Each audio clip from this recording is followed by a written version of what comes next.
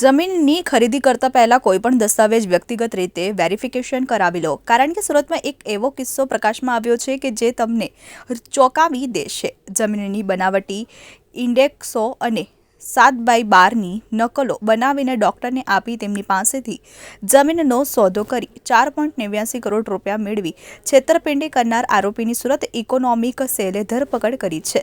ફરિયાદીને આરોપી પર વિશ્વાસ આવી ગયો હતો। સુરતના ડોક્ટર પરાગ ભાનુપ્રસાદ પરીખે સુરત ક્રાઇમ બ્રાન્ચમાં વિપુલ ઉર્ફે બંટી ટેણી વિરુદ્ધ છેતરપિંડીની ફરિયાદ નોંધાવી હતી।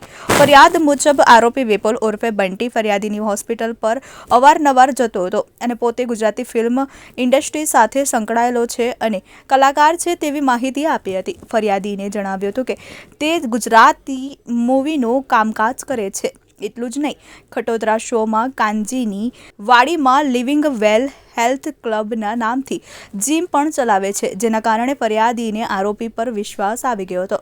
ફરિયાદીની નાણાં પરત ન કરી ધમકી આપી આરોપીએ ડોક્ટર સાથે વિશ્વાસ કેળવીને જમીન અને મિલકતમાં રોકાણ કરશો તો સારો એવો ફાયદો થશે તેવું જણાવી પોતાના સહ આરોપી હસમુખ ડાયાભાઈ સાથે મળી પોતાનો આર્થિક લાભ મેળવવા માટે સમાન ઇરાદે ષડયંત્ર રચી ફરિયાદીને સોદાઓ કરવા માટે જણાવ્યો હતો।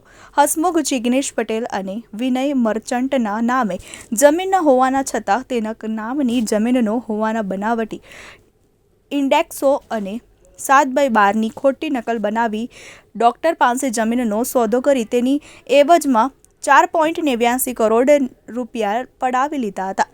ત્યારબાદ ફરિયાદીને રૂપિયા આપી દેશે તેવો સમજૂતી કરાર કરી આપી તે કરારની શરતો મુજબનું પાલન નહીં કરી ફરિયાદીને નાણાં પરત નહીં કરતા તેમને ધાક ધમકી પણ આપી હતી। આ સમગ્ર મામલે ડોક્ટર દ્વારા સુરત ક્રાઇમ બ્રાન્ચમાં ફરિયાદ નોંધાવવામાં આવી હતી, જેના અનુસંધાને તપાસ બાદ ઇકોનોમિક સેલે વિપુલ ઉર્ફે બંટી નાથુભાઈ ટેણીની ધરપકડ કરી છે, જે પોતાને ગુજરાતી ફિલ્મ કામ કરતો હોવાનું જણાવ્યું હતું। આ સાથે આ ટોળકીએ અન્ય ક્યાં લોકો સાથે છેતરપિંડી કરી છે તે અંગેની તપાસ હાથ ધરાઈ છે।